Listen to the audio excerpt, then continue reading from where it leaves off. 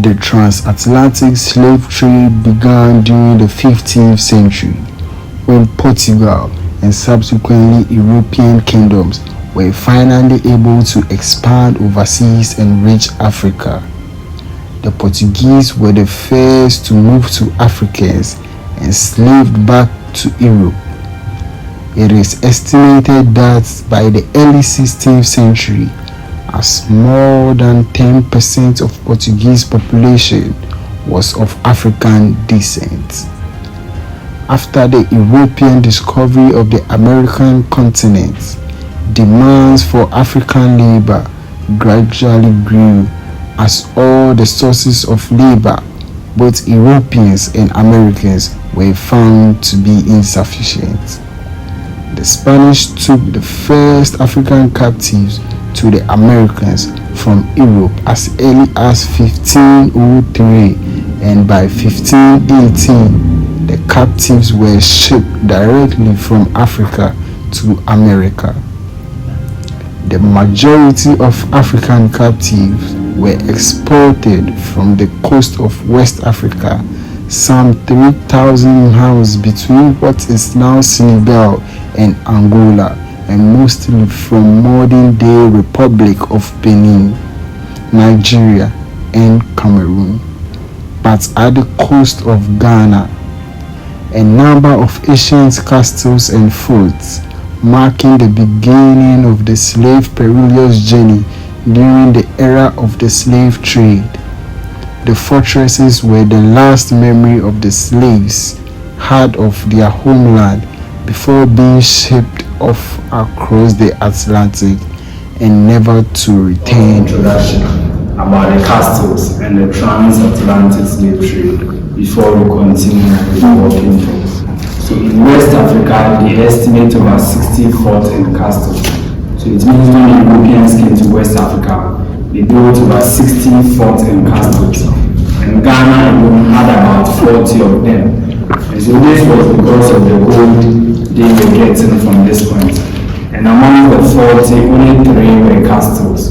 So all the 37, they were all forts, and only 3 were castles. And currently we have only 19 forts in existence together with 3 castles. So the first ever European structure built in sub-Saharan Africa was the Elmina Castle. It was built by the Portuguese around 1482, 542 years ago. That is the oldest. Second one, Christianburg or the Osu Castle by the Danish around 1661, 363 years old. And here happens to be Cape Coast Castle, the last and the smallest among the 3 castles. So in terms of castles, this happens to be the smallest, but in terms of dungeons, this happens to be half the bigger dungeons in here. So Cape Coast Castle, we purposely designed it for the transatlantic slave trade. That's why the dungeons is channeled underground like this. So when you visit Elmina or Christianburg, you will not see dungeons like this in there, which means that places were not designed for slave trading. They designed it purposely for trading in commodities. So they were more centered on the barter trading system, traded in gold, spices, ivory, and the rest. But at a point in time, the slave trade became very profitable. So they also converted their warehouses and storage rooms. That's the way they stored the commodities in. They converted them into dungeons to involve in the slave trade. So that happens to be what was transpiring in the dungeons in here. So here, this is where they are keeping the male slaves. So male slaves are kept in here. Each of the chambers held about 150 to 200 male slaves. So in all 5 chambers, about 750 to 1,000 held in the chambers at the time. So before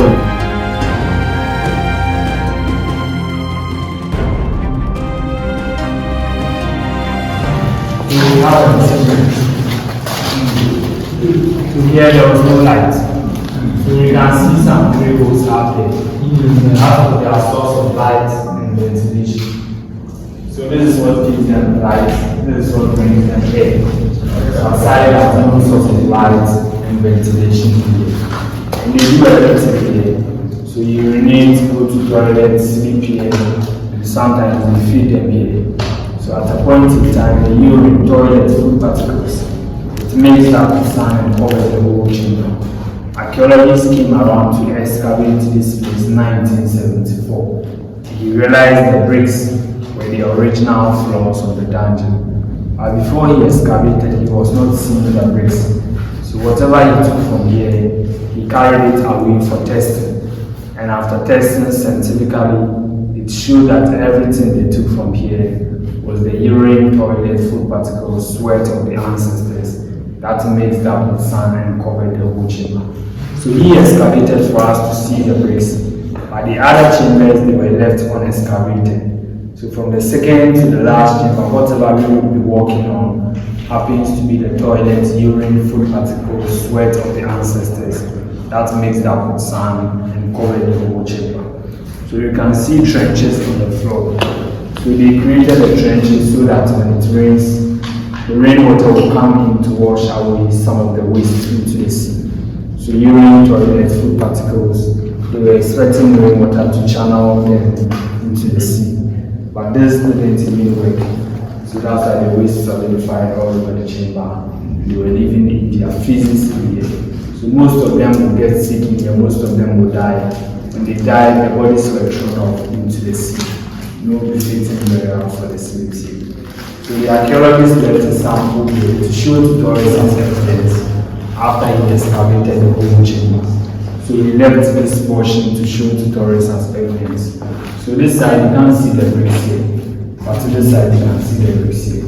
So this means that the urine, toilet, food particles, sweat mixed up with sand, heat up to a level like this and covered the whole chamber. So after he excavated, he needed to leave a portion here to show to tourists as evidence. So that's why he left this portion. And the other chambers, he didn't touch it. So whatever we will be working on in the other chambers happens to be the waste of the ancestors. Any question? So how did you remove like the original? This is the original floor.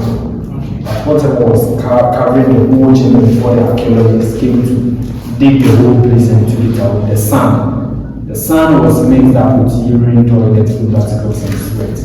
So he took it away. After he tested, then he got to know that it was the urine, toilet, food particles, and the sweat. So these are the original floors of the dungeon. But when you move to the other chamber, you will not see the bricks. So the whole place is covered by the waste and the bricks is beneath it. I hope it is clear. Yes.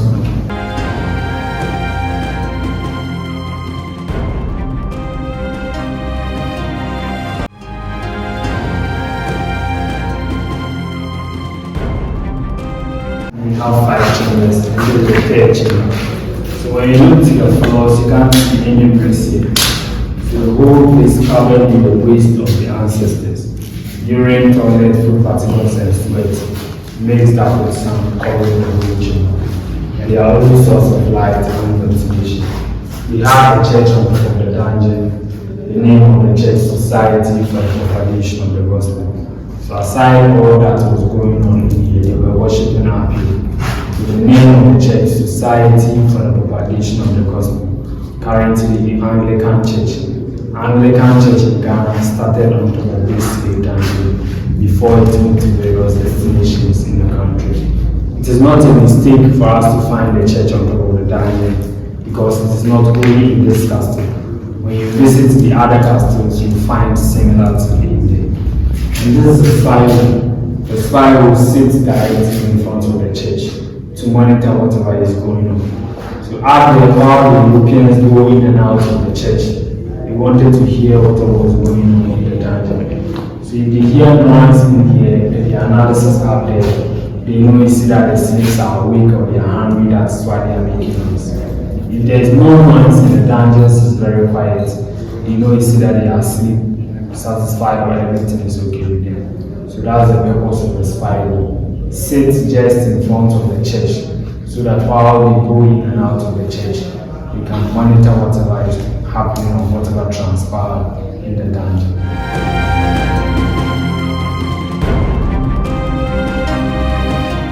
When you look here, you can see traces of the trenches to wash away some of the waste into the sea. So you start from the first chamber through to this one, channel to this waste into the sea, so that when it rains, they were expecting rainwater to come in to wash away some of the waste.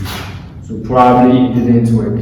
That's why the waste even solidified and covered the trenches here. So you can see the trenches, but to this side you can see bricks. So these are additional bricks. So this is not the trench. This is the floors of the dungeon. So when you check critically, you can see that whatever you are working on is not the original floor. So if they are to remove this point, we will see bricks lying all over, which is the original floors of the dungeon. And so currently, whatever we are working on, urine, toilet, food particles, and sweat mixed up with sand covering the whole chamber. And there are all sorts of lights and ventilation.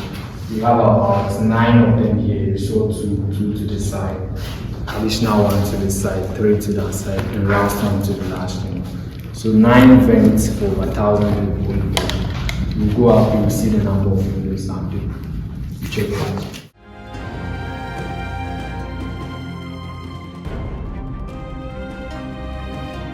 Any lights in here. So this was the sorting room. So created in such a way that when the ships are in, they can get light to sort the weaker ones from the stronger ones. So they put the weaker ones in this small room, just like a quarantine room, so that nurses and doctors will attend to them. When they recover, they will have to wait for the next ship. If they don't recover and they die, the body is thrown off into the sea. The stronger ones, they lock them in chains and shackles. They journey through a tunnel. So from here to the last end, there was a space, there was an opening, just like how we came. So they would journey through the underground tunnel about 80 meters from here. They will exit, the females will join them. They go through the door of no return. The tunnel was blocked in 1834, supervised by Captain George McLean, to finally mark the end of the slave trade. So today we can't go through that. When we move outside, I will show you a portion of the underground tunnel. So tunnel blocked here is dedicated to the souls of the ancestors. And this is African spirituality. Before they introduced Christianity and Islam, this was what the Africans were practicing. So they believed in the existence of the Supreme Being, and the Supreme Being created all the natural things. And so if they are to pray and they channel their prayers through the natural things, they serve as intermediaries and communicate their prayers to the Supreme Being. So that was our heritage, that was our culture, and that was their belief. But when they came, unfortunately, they built the castle on the rock. And the rock was the deity or the god of the people. And so building the castle on the rock, they were not allowing them to come around to worship again. So the indigenous carved samples of the stones and they carried it into the town to establish a shrine for the deity in there. When the Europeans left officially, the castle was given to Ghanaians. Because the whole area was the original place the deity was living before they carried it away. They found it necessary to bring the rock back to its original position. But they can't establish a shrine outside where they went to cut its stones. That's why they brought it here and they elevated an altar for the deity. So this happens to be a sacred ground. This is very active. So this is the chief priest in charge of the place. So normally he prays, he pours libation so that people will observe how the African spirituality is being practiced. So the man is just as token for tourists who come in, people who come in to pray, and others who come in for consultation.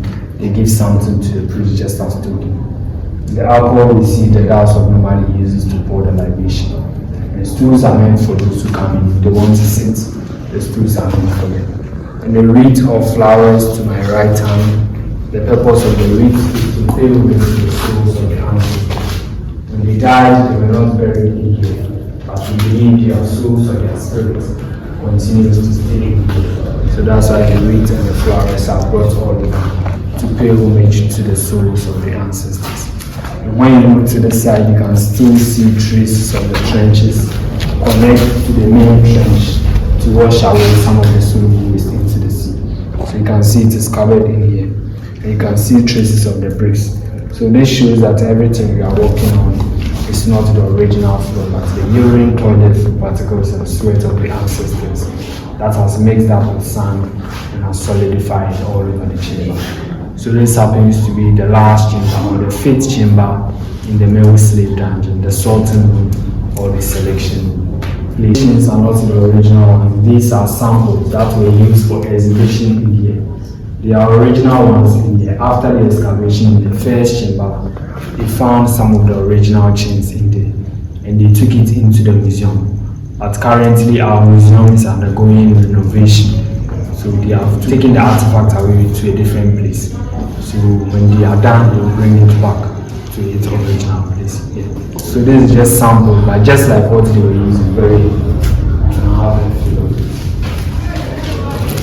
Any question?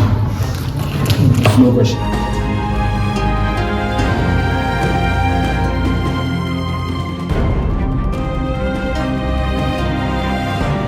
Cemetery for the Europeans.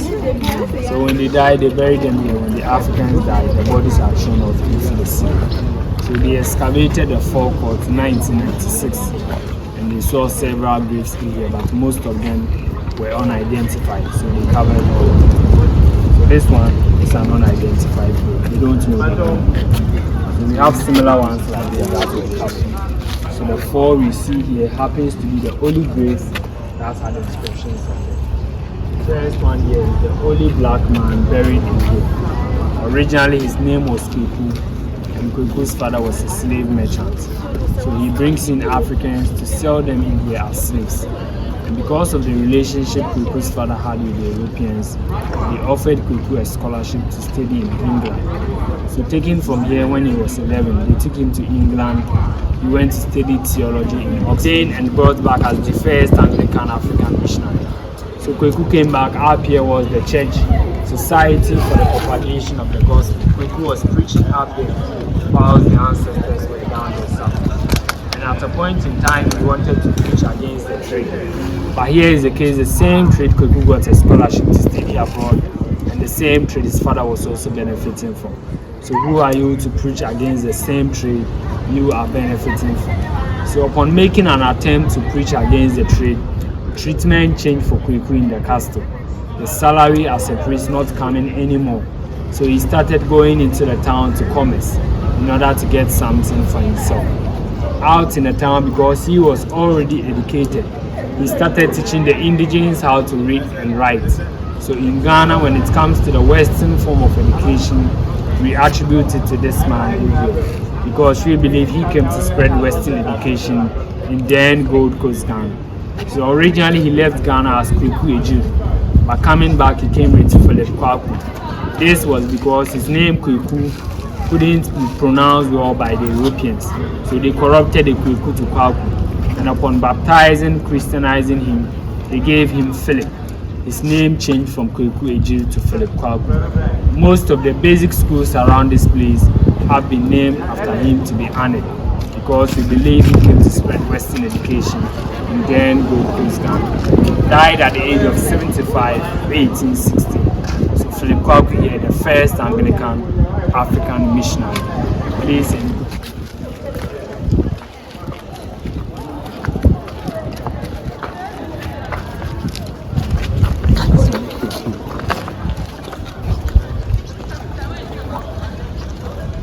So all three graves are for the Europeans. The first one up there was by name C.B. Whitehead.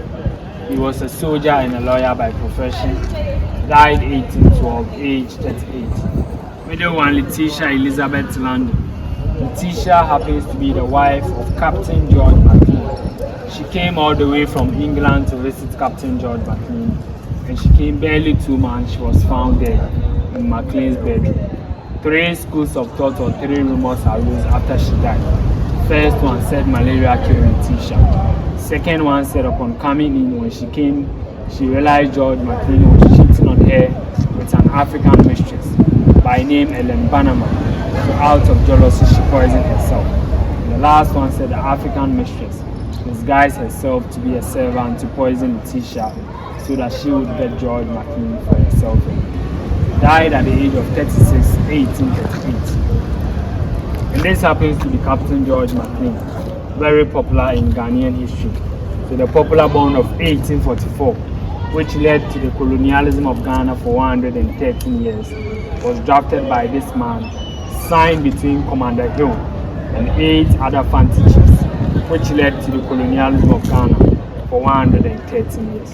So this happens to be Captain George McKay. And the underground blockage we saw in the dungeon, I made mention there was a space that was blocked. The tunnel was blocked by him to finally mark the end of the slave trade.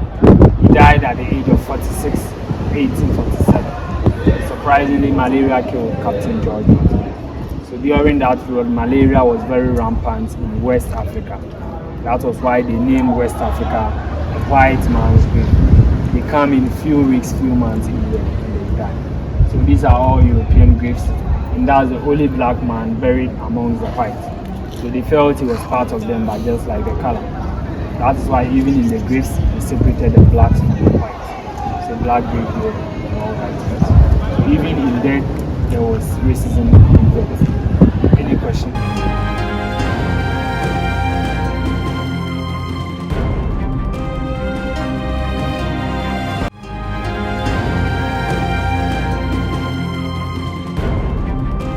Also tried to fight the Europeans.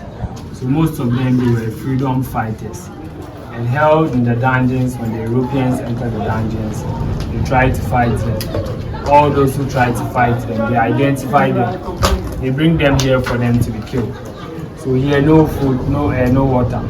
Through suffocation, starvation, the slaves will die before the bodies are brought out, laid at the forecourt to serve as deterrent to the rest who tried to fight them. And after the bodies are loaded in sacks, they add some of the cannonballs for the bodies to gain weight and load them off into the sea. So no befitting burial for the slaves or the captives, even in our own or on our own land. So they threw the bodies off into the sea. This appears to be the only original door left in the castle. A door made up of pitch pine wood coated with metal. Pitch pine wood happens to be one of the strongest wood in the world. So the door is over 200 years old. Aside this door, any door or window you see in the castle has been changed or restored. So this is the only original door left. Names of descendants of the slaves, year of return 2019. Some of the descendants of the slaves, they came to visit the castle. So when they came, they left their names in here to show that indeed they came to visit the ancestors. So those who trace their roots to this place. So these are their names. We have an experience in the cell. You can have a feel of the door. You wash your head while you come. You are sure to return.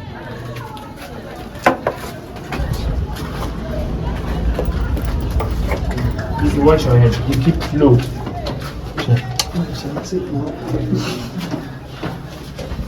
Keep very low. I'm already suffocating.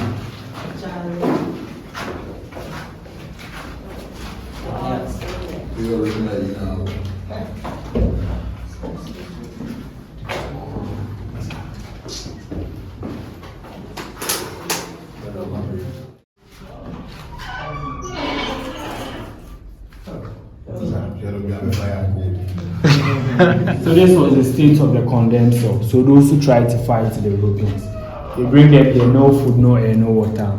Through suffocation and starvation, they died before the bodies are taken out. So 3 doors locked up on them. First door is what we saw out. Second door to the middle, a final door here. So 3 doors locked up on them. No amount of air would penetrate into this place. They died before the bodies are taken out. You have not been here for 5 minutes, but you can testify for yourself. Too much heat, I don't want anyone to die. So let's watch your head.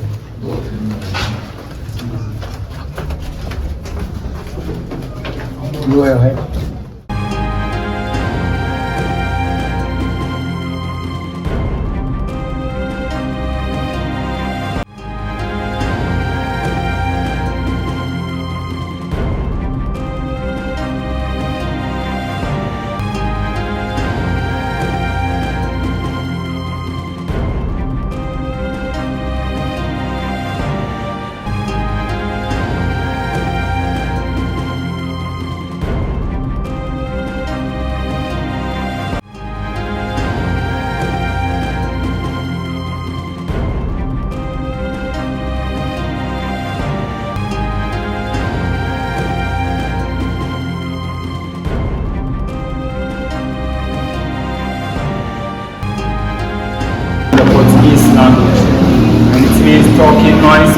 destruction.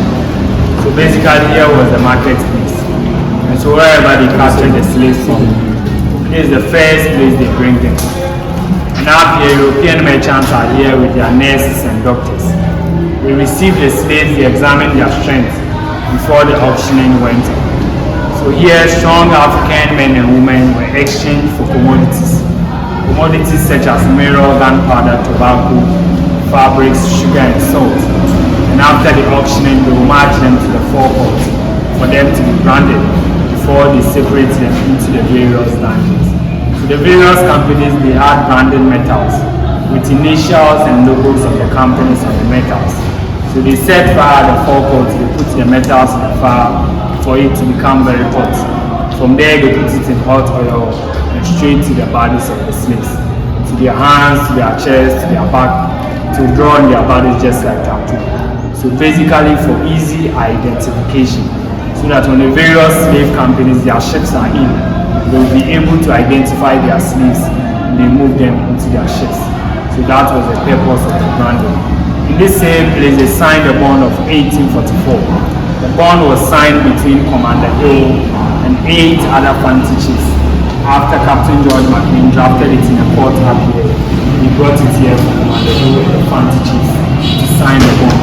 So that bond led to the colonialism of Ghana for 113 years. And to this side, everything has been restored. The only original thing is the black booth you see to the canvas. Aside that, everything has been restored.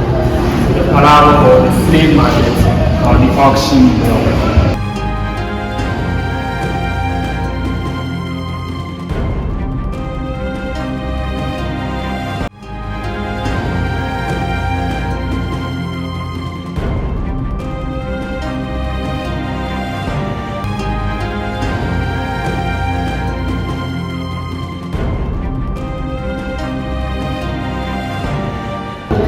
So he established the first judicial system where common law is being practiced in Ghana.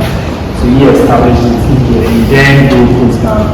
And in this same place he drafted a bond of 1844, took it to the Palava Hall for the 8 fancy chiefs and Commander Hill to sign the bond, which led to the colonialism of Ghana for 113 years. To this side, everything has been restored. So in the castle, basically they do restoration. So whatever gets faulty here, you try to do a similar one and you replace it here. So we try to maintain the design and the edifice. So this happens to be the design they were using during that period. But just that we have used different materials to replace the facility.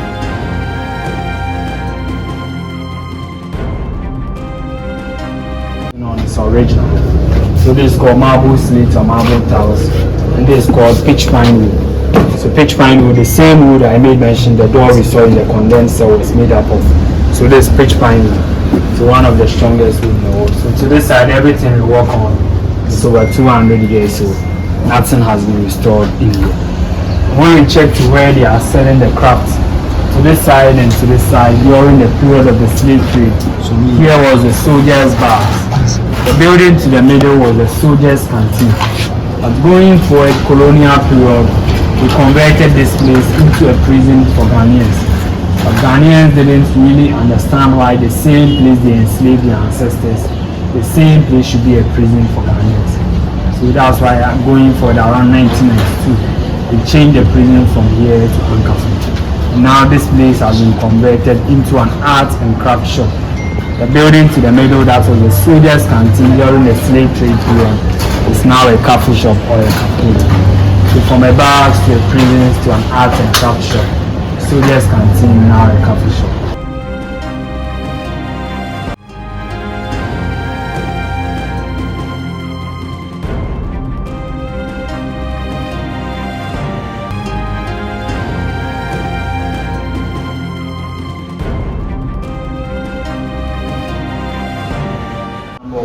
Windows or small vents serving as windows for the ancestors. So about 9 of them, when you put all of them together, it wouldn't sum up to one window here. As one man enjoying up here. Whilst in the dungeon, over 1,000 people down there. 9 vents just serving as windows for them. So we try to make a comparison. I would say judgment is not important. So we need judgment to go. So let's have a look at the living room. We check the red room and send continue.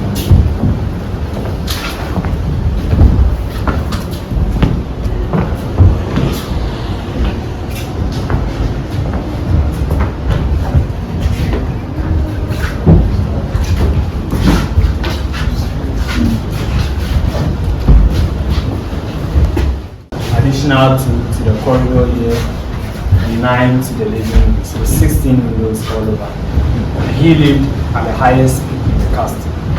From here you can have the view to whatever area you wanted to see, to the soldiers' barracks, to the mini forecourt. He was living at the highest peak, showing how superior he was. The governor's bed. When we step down from here, so we step into the reception area, everything we are working on is original. Together with the banisters, everything is original. So the same thing, pitch pine. So we come.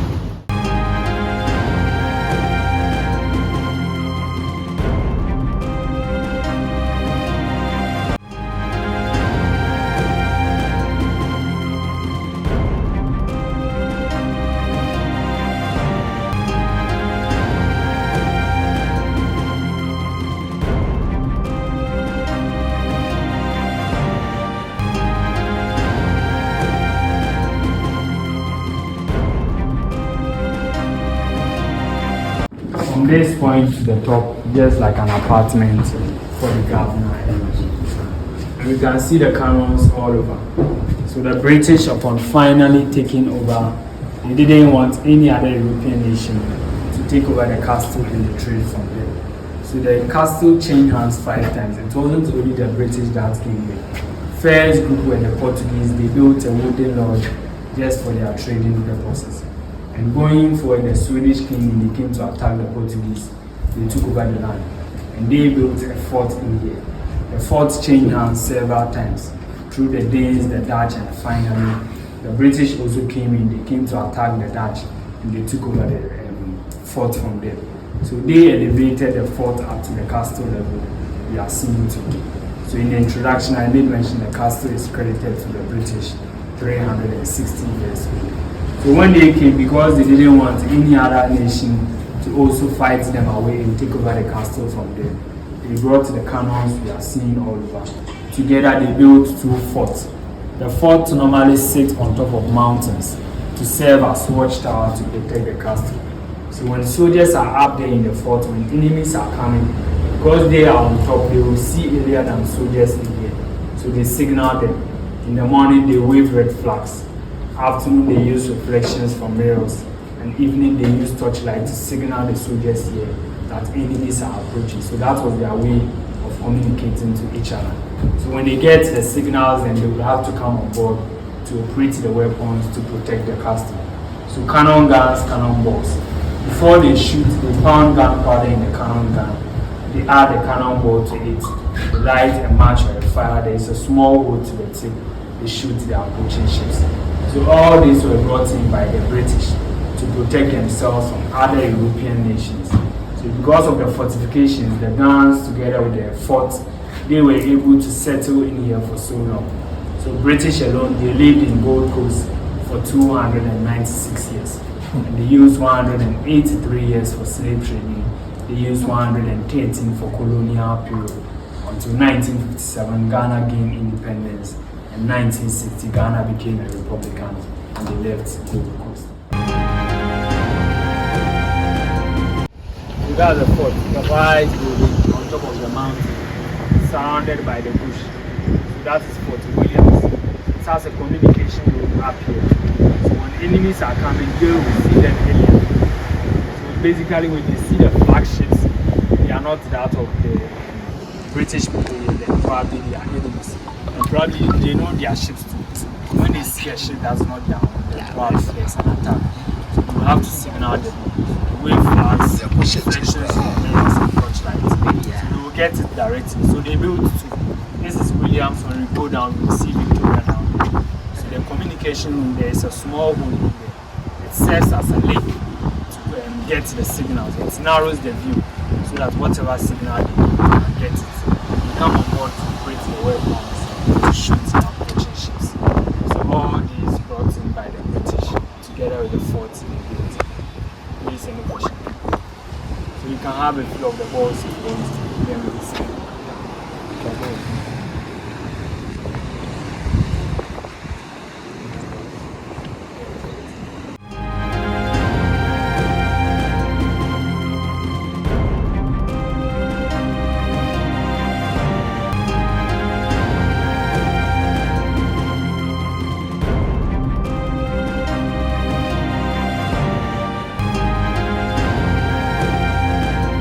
Another fort. So the one we saw there is Williams, has its own communication up there, and there's one fort here, Victoria. So there's the communication. Small boat in there. When they look through, it narrows the view to the fort to get to the signal. So you can see the fort after we check it.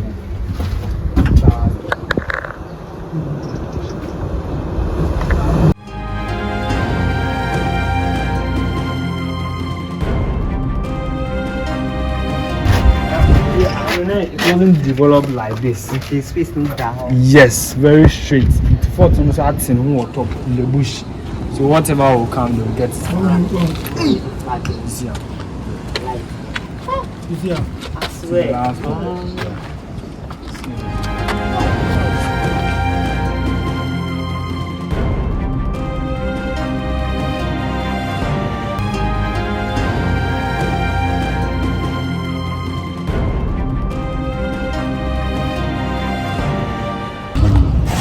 So this is a spy to monitor them. So when I take you back to the dungeon, I'll show you. So while they go in and out of the church, here was the church, Society for the Propagation of the Gospel. So the Anglican Church. At a point, they converted it into a school for the mulattoes or the mixed race children. Now it's a children's library. So children around when they go from school, they come around to it. So the spy goes here. While they go in and out of the church, they wanted to hear from the slaves to monitor whatever was transpiring in the dungeon. So if they hear noise in the dungeon, then probably they know they are weak or they are hungry outside, they are making it. If there is no noise and the place is very quiet, they know basically they are asleep or everything is physically okay. Yes. They are not okay, but they will tell it that they are okay when they are. So the spy will need to monitor them while they were worshiping. So it says the name of the church was Society for the Propagation of the Gospel. You don't know the kind of gospel you are propagating. So you normally ask what kind of God you do claim you are worshiping. So church up here, so this is heaven, this is earth. Let's go now.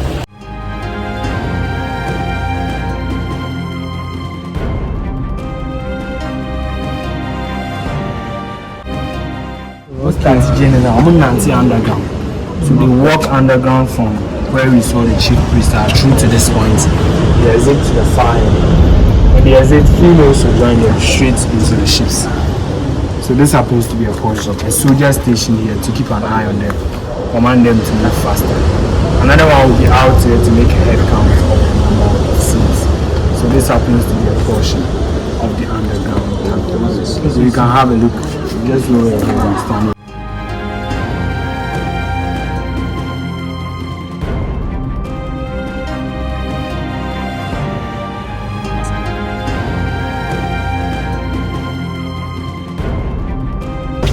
Going through from the shrine, wearing out the clothes for the chief priest in back on. Now see space there. So they will walk from there through to this point. They will exit to the last end. So is there a door there? They have not been to both sides. They see both sides. Yeah. But initially there was a space. So when they go out, then the ships are coming for them. Females will join them. They will go through the doors and return.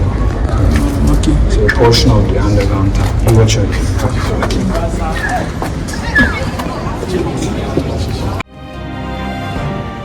Initially here was not sealed, there was a space. And to the shrine to where we saw the chief priest, there was a space to that place. So they walked through the underground tunnel, through to where we just had a look, and they were exit from here. Females will join them, they go through the door of no return. So initially the door of no return was located to this side. The door was very short and narrow, designed for one person at a time. So slaves in chains and shackles, they bend down, they force them through the door. But at a point in time, the sea water was coming into the castle to distract activities. So that's why they blocked this point and they went to create a new door of no return to the other direction. So initial door of no return and the final blockage of the tunnel to mark the end of the slave trade. So they sealed it to the entrance in the main slave dungeon. They sealed it here to finally mark the end of the slave trade. Any questions? So they designed it purposely for the females who resisted rape from the European officials. So when they were coming, they don't bring their wives. They go into the dungeons to select some of the females to be raped. And those who resisted rape from them, they'll bring them here to serve punishment of about 7 days. And held in here, they fed them once in a day. The food was just to sustain them, not even to satisfy them. So the metal gate here, they shut it here. There's a small hole here, that was where they were easing themselves. So they urinate, they go to toilet, they do everything here. And this was their only source of light and ventilation. So females, after serving their punishment in here, before they move them back into the female slave dungeon. So a punishment cell purposely designed for the females who resisted rape from the European officials.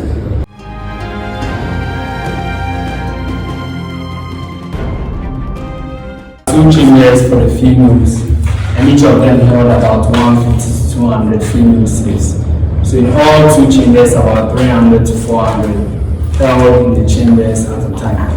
They wanted females basically because of reproduction, so that when they get to the new world, most of them would be forced to mate with the men. They give birth and the children automatically they become slaves on the plantations. And more of the men were needed for the active work on the plantations. So we saw they took about 1,000 of the men. They were mainly needed for the active work and less of the females, basically for reproduction. So females, though they would work, the work wouldn't be intensive as to what the men would do. So females were mainly needed for reproduction. And here too, they do everything here. Urinate, go to toilet, sleep in here, and sometimes they are fed in here. So whatever we are working on, just as we saw in the low sleep dungeon, also happens to contain the excrement or the DNA of the female ancestors. So urine, toilet, food particles, sweat mixed up with sand, solidify all over the chamber. And they are only source of light and ventilation. Together with this one, that had a metal partitions in here. And this one will also serve as a spy hole for the Europeans. In case we want to keep an eye on them, we want to select some of them to do it. It's here that we stand to select some of them. The reeds or the flowers are brought all over to pay homage to the souls of the female ancestors. When they died, they were not buried here, but we believe their souls or their spirits remains in place. So that's why the flowers are brought all over to pay homage to their souls. So females sleep down in 2 chambers here, and each of them held about 150 to 200 female slaves. Please, any question? But probably, I'm sure if they are to excavate, you will see trenches all over this place. And if not, then it means they were just doing everything here. They didn't create any trenches for them. So just as we saw, they will be sleeping in their physics. And even that trench, they didn't work. So still they were sleeping in the physics.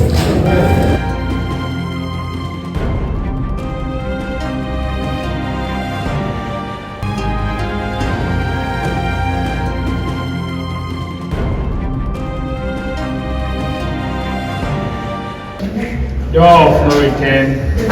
The door was not large like this. It was very short and narrow. And they designed it for one person at a time. So slaves in chains and shackles, they bend down. They are forced through the colonial period. Gold Coast was a capital, and in here was an administrative seat.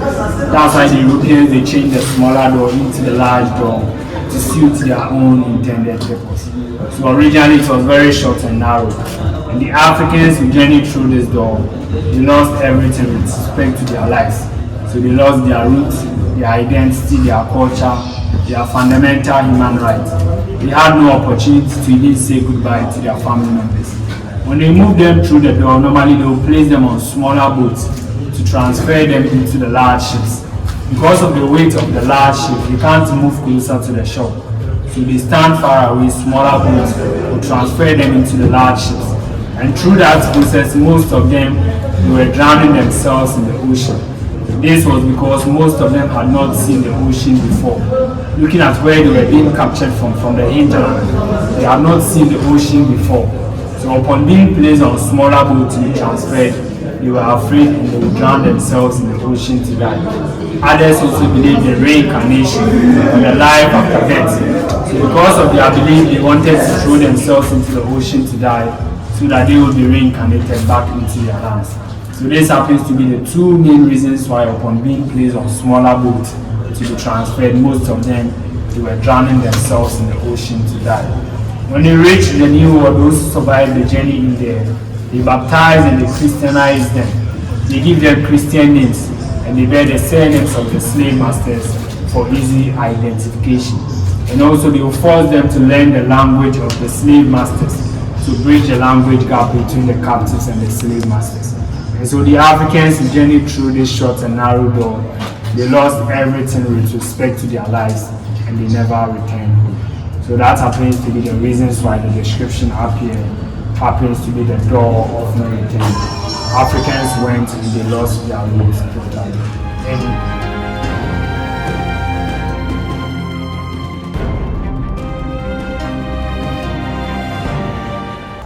We walked through the door of no return. At this point, it was a heavy moment for us, but what is being done to ensure that this heritage is never lost? Our tour guide told us that frequent checks are being conducted on the castle to ensure that it is always in shape and never lost.